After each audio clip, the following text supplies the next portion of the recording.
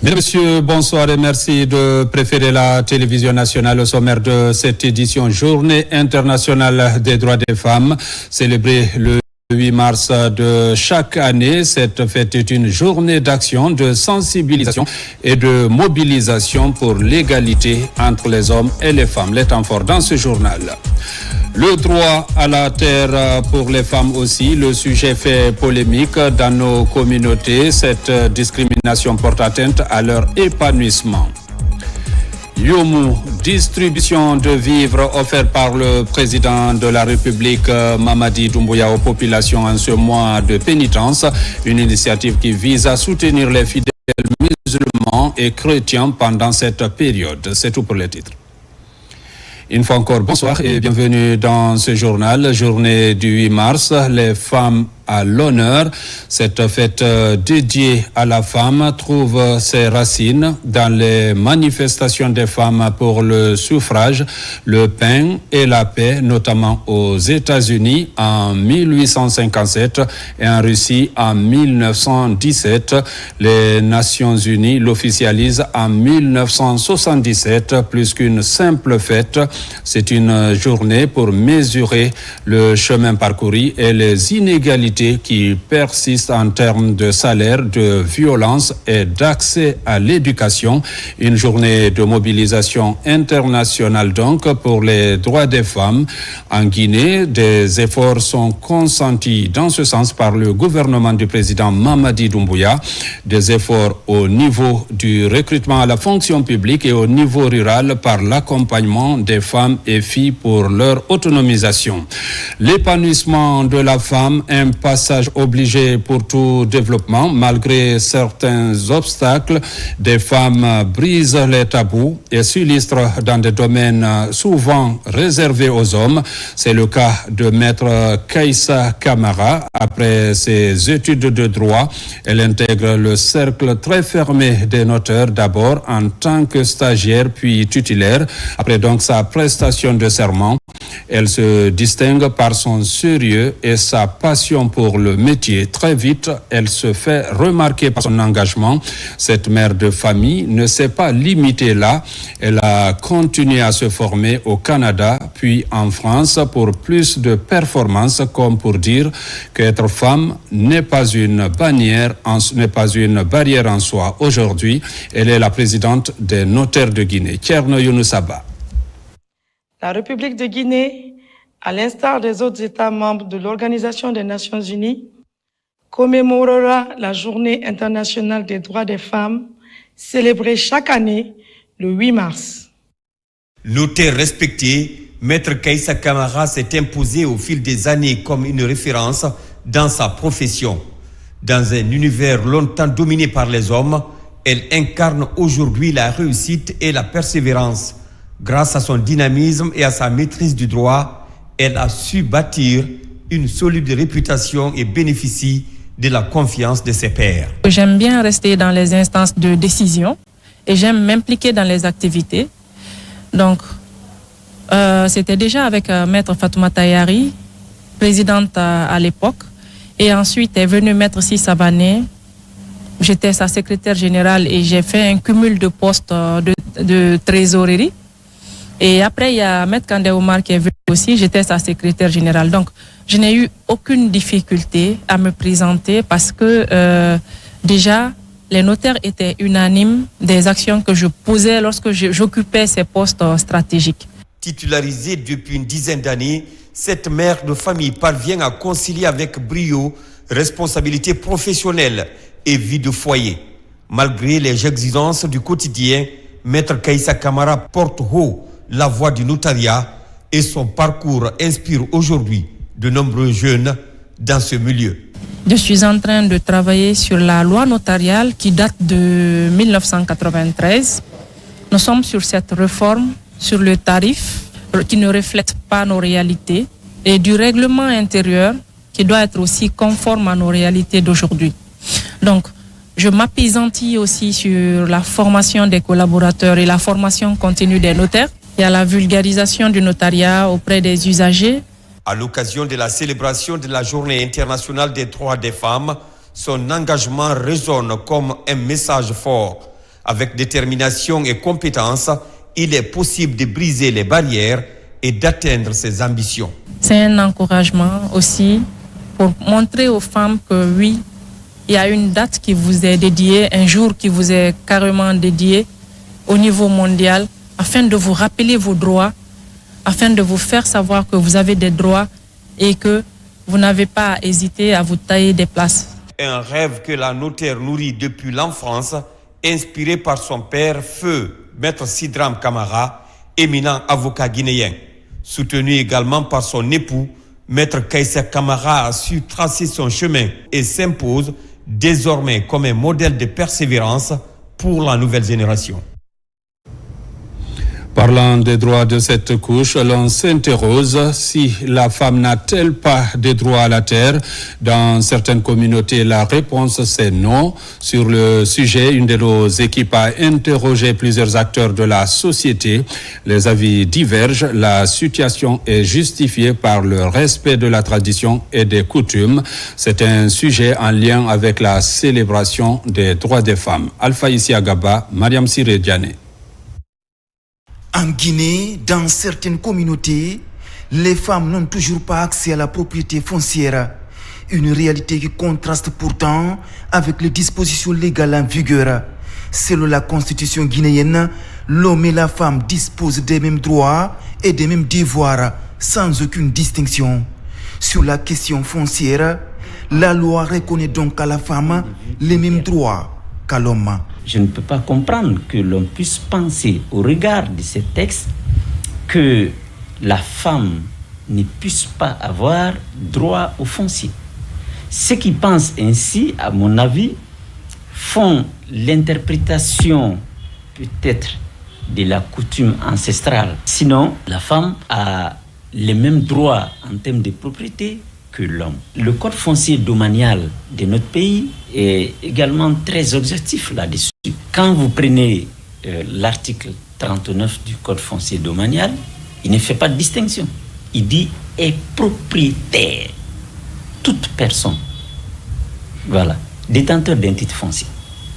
Alors, ça veut dire que si la femme n'avait pas les mêmes droits sur le foncier que l'homme, ce code, cette disposition aurait fait une distinction.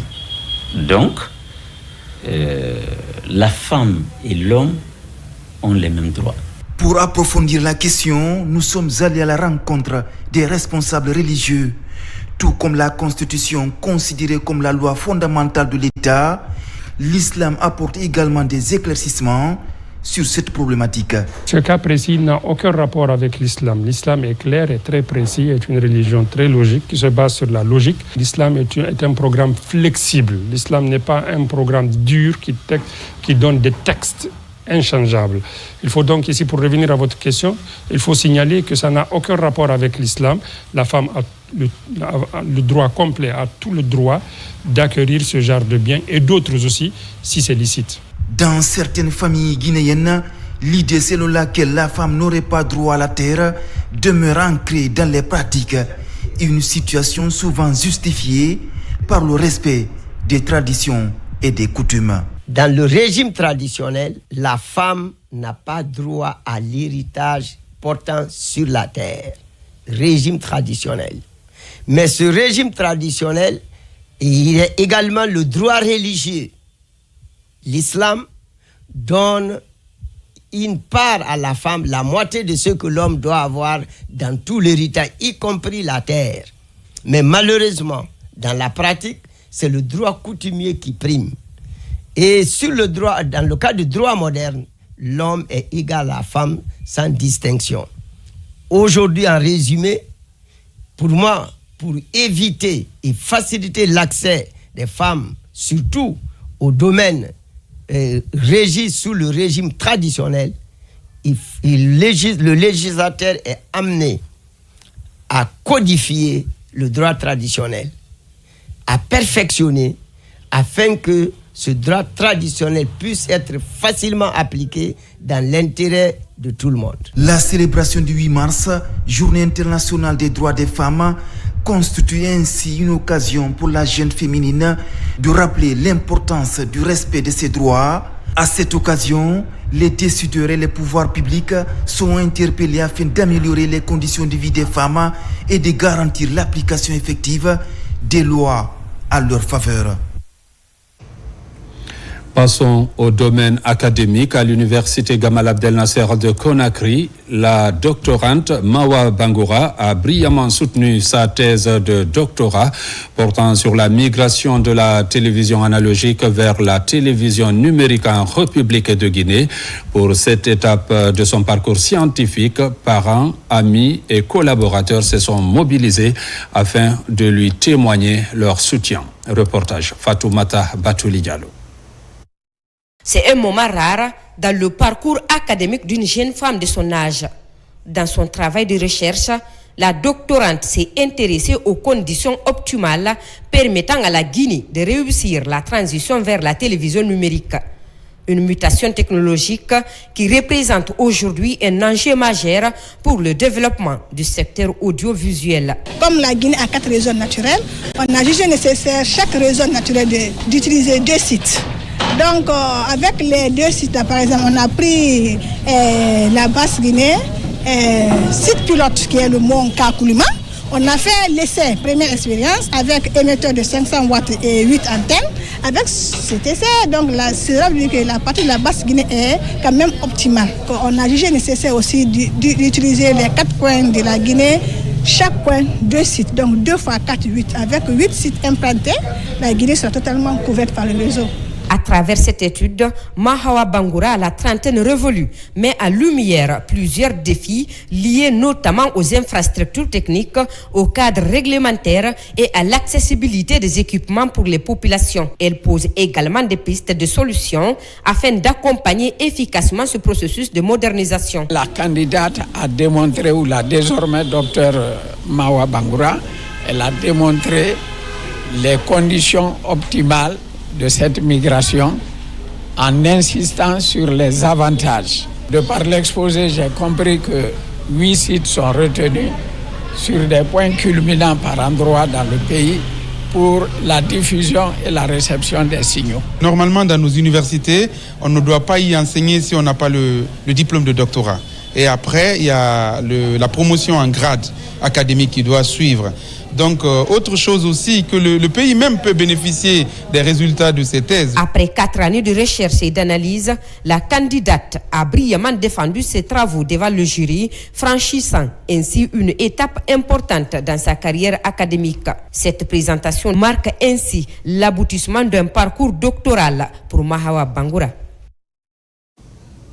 Toujours au compte de cette journée internationale des droits des femmes à la radio nationale, les femmes de la rédaction vont plus loin. Pendant tout le mois de mars, elles mettent à l'honneur le courage, l'engagement et la détermination des femmes des médias. Reportage Pascaline Yomalo.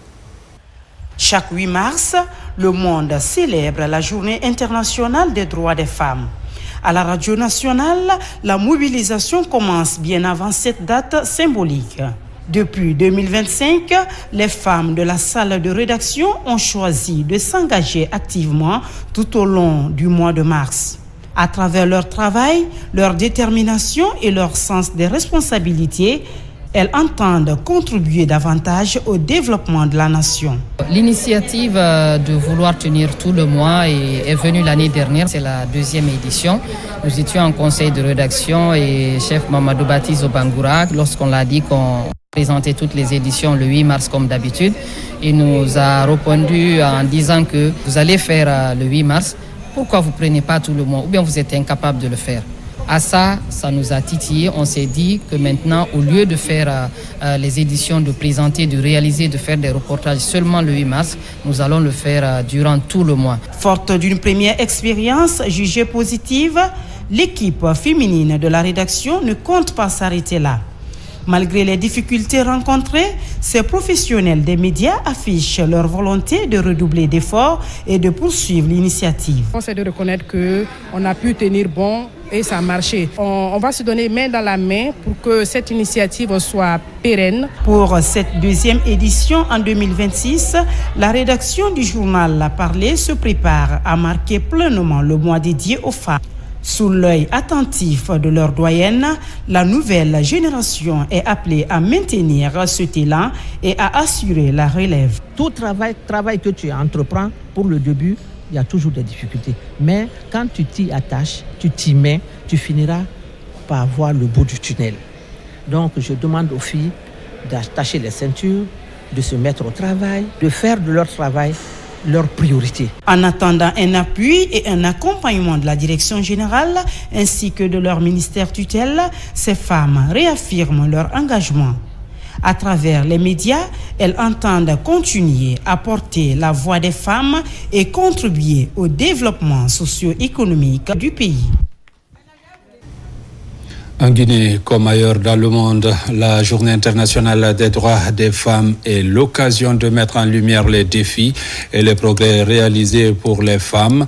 Le thème de cette année, droit, justice et action pour toutes les femmes et les filles. Nous mettons le cap sur les femmes entrepreneurs et vendeuses qui participent activement au développement économique du pays. Un reportage signé Sona Sagnon.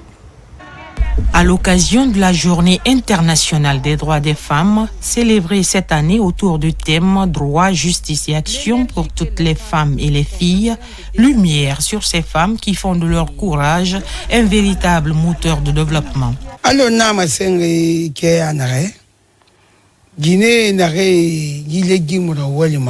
En ce 8 mars, Journée internationale des droits des femmes, je rends hommage à la force et à la détermination des femmes.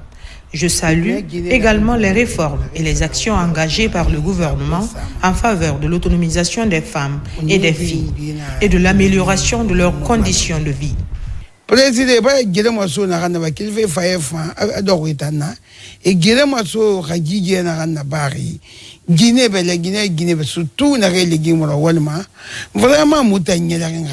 Dans les bureaux, les marchés ou encore les ateliers de transformation artisanale, de nombreuses femmes entrepreneurs se distinguent par leur détermination et leur créativité. Vente de produits, saponification, teinture, autant d'activités qui leur permettent de générer des revenus et de subvenir aux besoins de leur famille. La femme aussi peut se lever, partir au travail, entreprendre, faire des business, c'est-à-dire monter des projets, réaliser ces projets. La femme aussi peut faire ça. Malgré les obstacles, ces femmes reconnaissent que l'égalité reste un combat, accès au financement, formation, santé ou encore information sur leurs droits. Le 8 mars est dédié aux femmes. C'est la fête où laquelle la femme peut faire un plaidoyer au niveau des responsables. Nous, en tant que femmes de Guinée, c'est tout à fait une occasion pour nous de demander l'accompagnement de l'État. Au final, ces femmes incarnent la force et la résilience féminine. En ce 8 mars, leur parcours rappelle une réalité forte. Derrière chaque activité, il y a une femme qui agit, innove et contribue à bâtir un avenir plus juste pour toutes. Santé, visite de la ministre dans les structures sanitaires relevant de son département. Kaité Sall était récemment au centre de santé amélioré Lauriane Doumbouya de Kobaya Plateau et à l'hôpital régional d'Antanor, une immersion qui s'inscrit dans le cadre de la prise de contact avec le personnel médical et constater les conditions de travail. Plusieurs points ont été soulevés lors de cette tournée et la ministre Kaité Sall promet de résoudre. Compte rendu, Tcherno Maroufba. Engagée à améliorer la qualité de soins au bénéfice des populations, la ministre de la Santé et de l'Hygiène publique est à nouveau sur le terrain. Le centre de santé amélioré Lauriane Doumbouya de Wanindara en Haute-Banlieue reçoit la patronne du département de la santé. Cette visite s'inscrit dans le registre d'une prise de contact afin de s'imprégner du fonctionnement et des conditions de travail des agents de santé de cette structure. Et notre PEV est à plus de 500 enfants aujourd'hui vaccinés. Et les complications d'urgence obstétricale, nous avons opéré plus d'une centaine de malades ici. Et donc c'est pourquoi si vous êtes devant nous aujourd'hui, pour nous, c'est un ouf de soulagement. Ce centre de santé, j'ai bien noté toutes les demandes qui ont été faites et je tiens à vous rassurer que les dispositions seront prises pour satisfaire les demandes. Je note un manque de ressources humaines adaptées aux différents services pour assurer l'opérationnalisation effective du centre. J'ai noté l'installation du porte-patient ou de l'ascenseur, si on dit ça, de la chambre froide qui est déjà là, les équipements manquants dans les différentes salles que nous avons eu à visiter. De ce centre, la ministre Kété Sall, accompagnée du représentant de l'Organisation mondiale de la santé, s'est rendue au centre hospitalier d'Antanor. Dans cette structure sanitaire régionale de Conakry, les besoins prioritaires des travailleurs sont évoqués. Devant le personnel, la ministre appelle les uns et les autres au respect de leur serment. Elle-même, elle a constaté, c'est un hôpital qui est en construction. Donc vraiment, on attend vivement que le ministère réagisse afin que l'hôpital là soit fonctionnel à 100%. Elle a tenu de très bonnes promesses. Et Madame la ministre a donné des instructions au directeur national des hôpitaux qui contactera les différents services techniques afin de répondre favorablement à toutes ces difficultés. Cette immersion dans les structures sanitaires de Conakry aurait permis à la ministre de pouvoir évaluer les besoins afin de trouver des solutions adaptées en lien avec la feuille de route. À Yomo, la solidarité nationale s'exprime en faveur en ce mois de recueillement et de partage, mois de charité et de bénédiction. La préfecture vient de procéder au lancement de la campagne de distribution des denrées alimentaires, une initiative qui vise à soutenir les fidèles musulmans et chrétiens pendant cette période de Ramadan et de Carême. Mamadou Salioupaï. Dans la commune urbaine de Yomo, la distribution a officiellement démarré sous la supervision des autorités locales. Des sacs de riz accompagnés d'huile ont été remis aux représentants des différentes communautés. Musulmans et chrétiens ont ainsi reçu ces vivres au nom du président de la République dans un esprit de solidarité et de cohésion sociale. Le général Mammadou Doumbouya ne fait pas de différence entre les hommes. Il tient beaucoup à la prière. Nous savons que c'est un homme de prière. Et en recevant ce don, nous le promettons qu'on va beaucoup prier pour lui. Au cours de ses mandats, nous prions pour lui afin que la Guinée progresse toujours dans le bon sens. Et nous prions aussi pour sa santé. Général Mammadou Doumbouya Kafou Kabarkabo, ala soliba mena.